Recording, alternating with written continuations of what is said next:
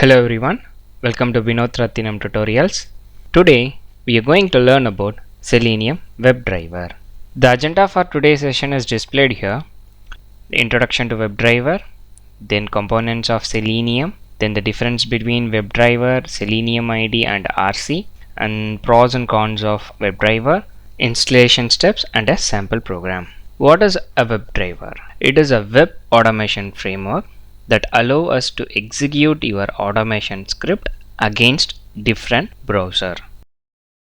The WebDriver is one of the components in Selenium suite. Now a question arises why we should use WebDriver instead of Selenium IDE or Selenium RC. As you are aware, Selenium IDE is only for Firefox browser and it's designed for prototype test. It doesn't support for iteration and condition operation. So if our requirement is for multiple browser and for critical test cases, we should choose the WebDriver. Both the WebDriver and Selenium RC have the same features as mentioned here. They both are used for cross-browser and cross-platform testing, and both can perform looping and conditional operations, and both support for multiple programming language, and very important, both support for the data-driven testing also. How they differ each other and why we have to choose the WebDriver. From the diagram you can understand that in WebDriver you can directly interact with the browser, but in Selenium RC we need Selenium RC server to interact with the browser.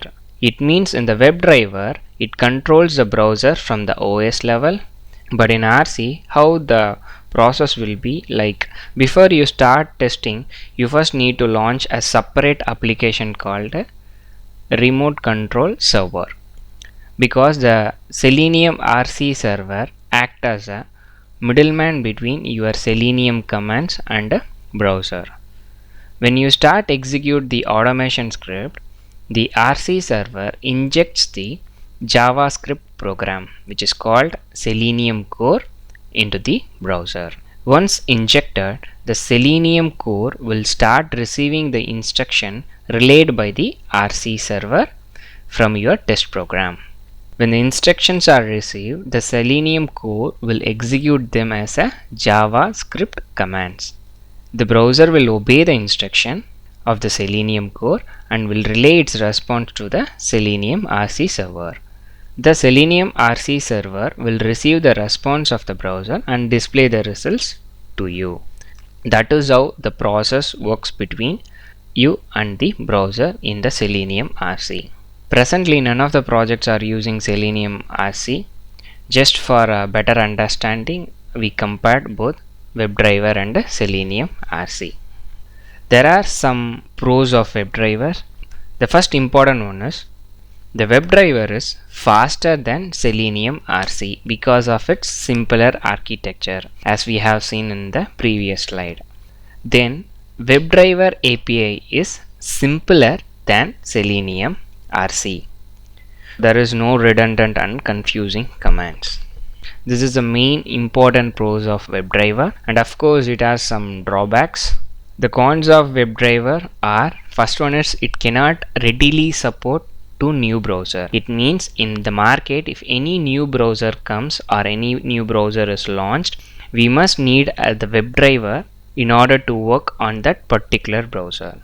And second one, it doesn't have the inbuilt feature for the report generation, and we cannot integrate the WebDriver to the test management tool like ALM, Jira, and there is no centralized maintenance of elements or object like object repository which we use in U of T.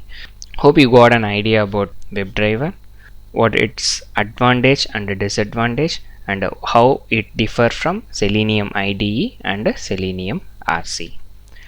Now we will see the installation process. The installation steps consist of 4 steps.